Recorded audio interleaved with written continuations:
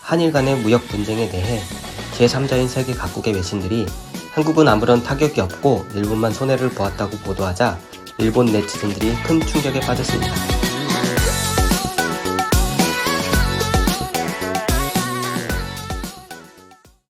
한국 대법원의 일제 강제징용 배상 판결에 대한 일본 정부의 보복 조치로 촉발된 한일 간의 무역 분쟁이 1년 넘게 현재 진행형입니다.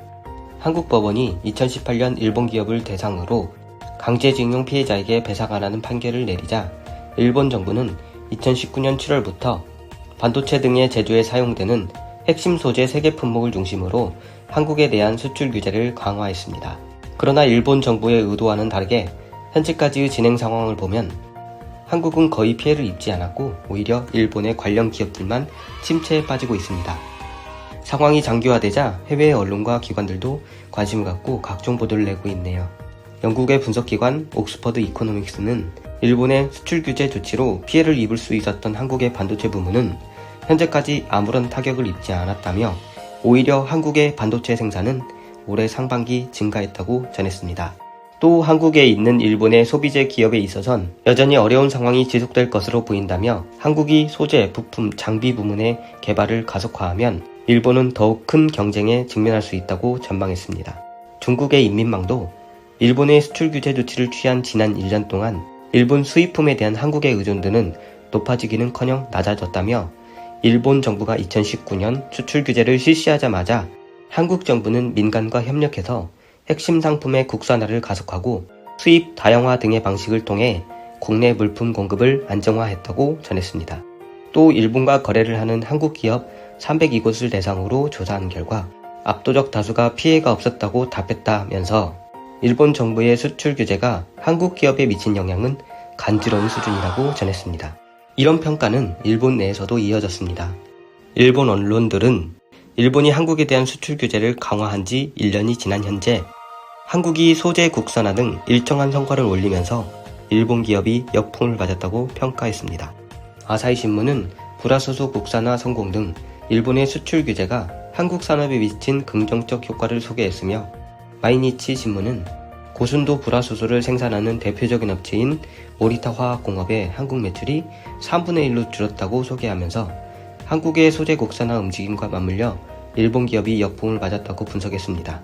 니혼 게이자이 신문도 장기적으로 한국 기업의 기술이 향상되어 한국에 대한 수출이 줄면 일본의 소재 산업이 타격을 입게 될 것이라고 관측했습니다. 이런 소식이 연달아 들리자 일본의 다수인 우익 네티즌들은 큰 충격을 받은 듯합니다.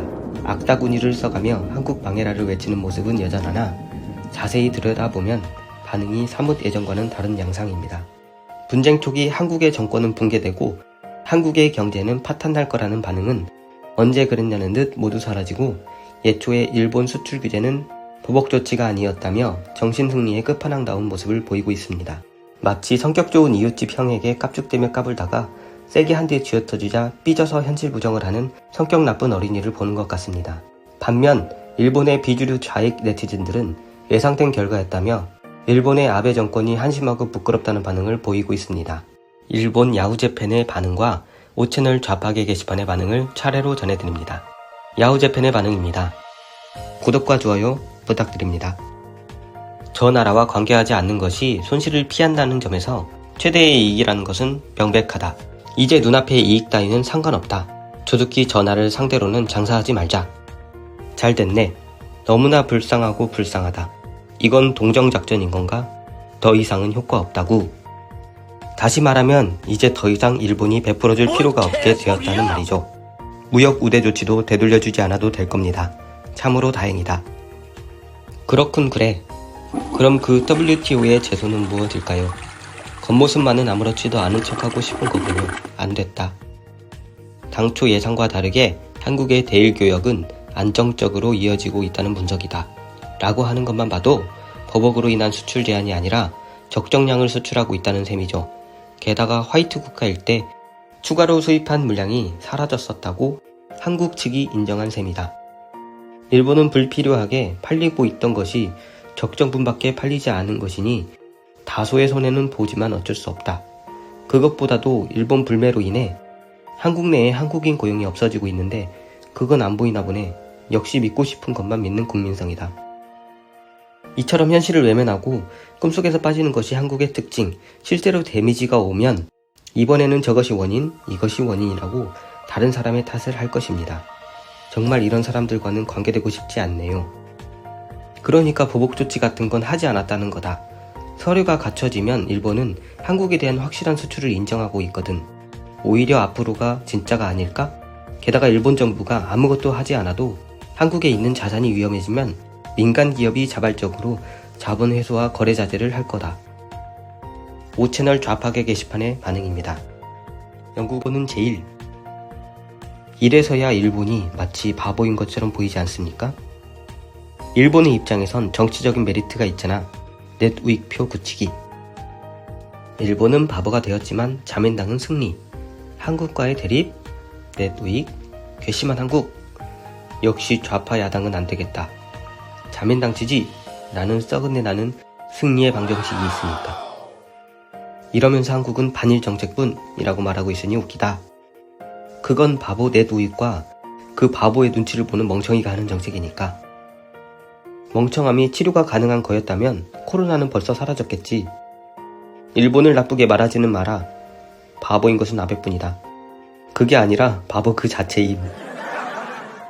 일본 국내에는 보도되지 않을 뉴스일 테니 괜찮아.